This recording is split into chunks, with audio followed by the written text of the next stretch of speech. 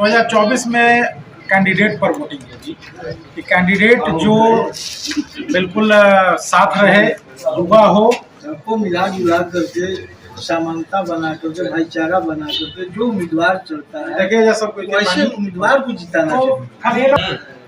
जो अच्छा काम करेगा, कौन है जनता में काम करता है, उपेंद्र को जिताए, उपेंद्र को पते नहीं, महाबली को जिताए, उनको पते नहीं। नया चेहरा आएगा, समाज जो चुनेगा चुने।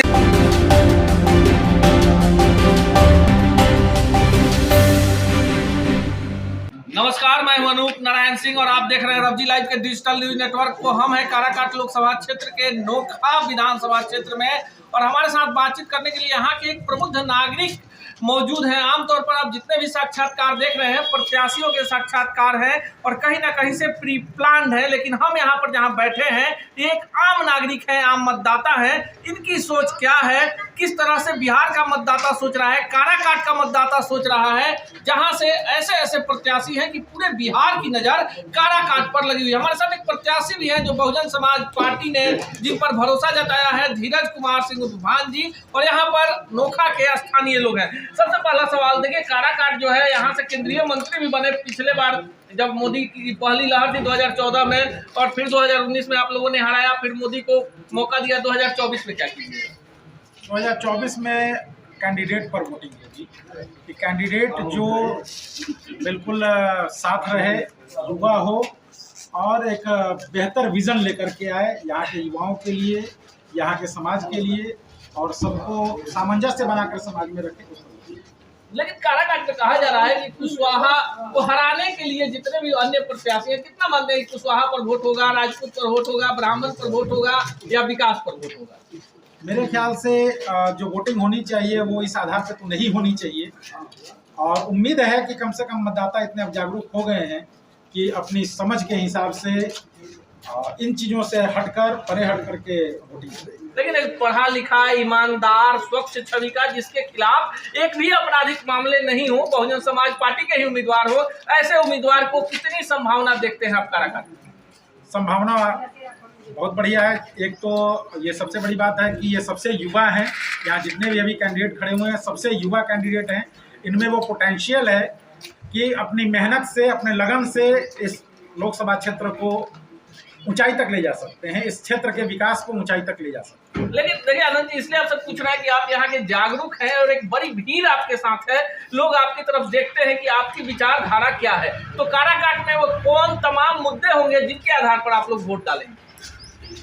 काराकाट में विधानसभा लोकसभा क्षेत्र की सबसे बड़ी समस्या है यहाँ इंफ्रास्ट्रक्चर की कमी। कुछ खनन का भी जहाँ तक है अवैध खनन वगैरह होता है उसको रोक लगाई जाए।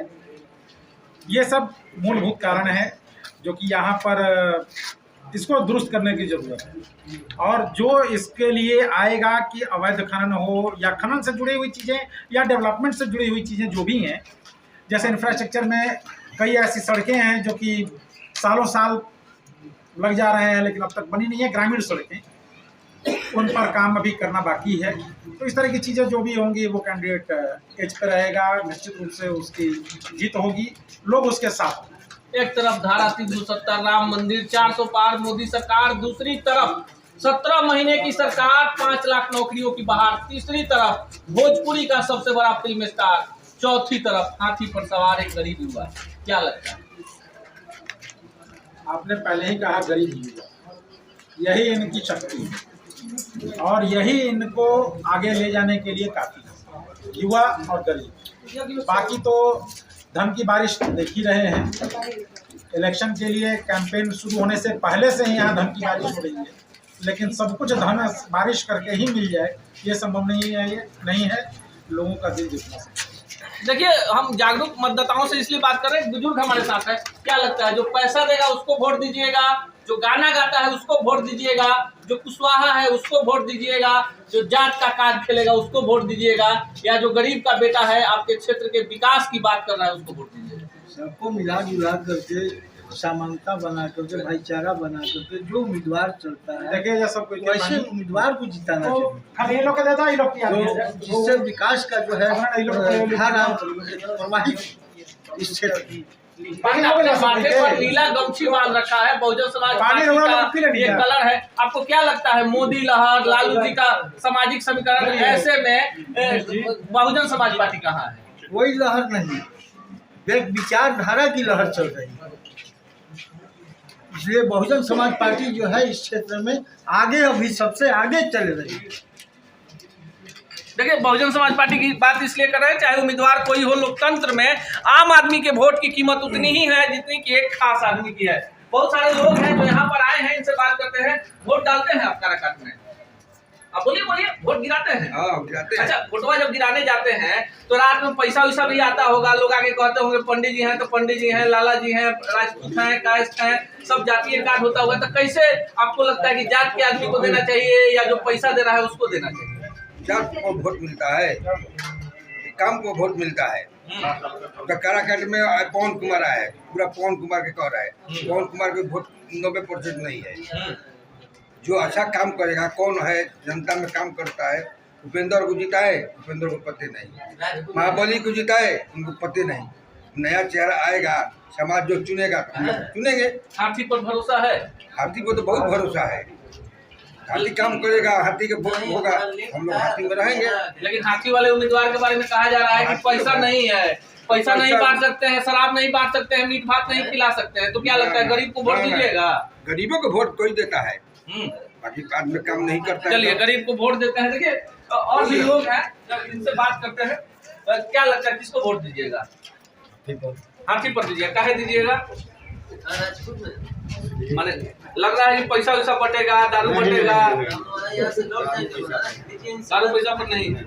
देखिए, कई सारे लोगों से इसलिए हम आपको बात करा रहे हैं कि जो जनादेश है लोकतंत्र में, जिस दिन बिहार जैसे प्रांत में जहां 45 से 48% वोटिंग हो रही है और 54 से 55% लोगों को इलेक्शन से, चुनाव से, मतदाताओं में कोई उल्लास नहीं है। इस पर कोई राजनीतिक दल नहीं सोच रहा है कि जिस लोकतंत्र में आधी आबादी यानी 50% लोगों को लोकतंत्र से फायदा नहीं है। दोपहर का समय है और हमारे साथ धीरज जी भी यहीं पे मौजूद हैं। हम धीरज जी से भी बात कर लेते हैं। धीरज जी, आप लोगों से मिल रहे हैं, लगातार बात कर रहे हैं, कई तरह के सवाल भी लोगों के आ रही। इधर आ जाइए। क्या लगता है कि क्यों इतनी लोकप्रियता क्यों है आपकी?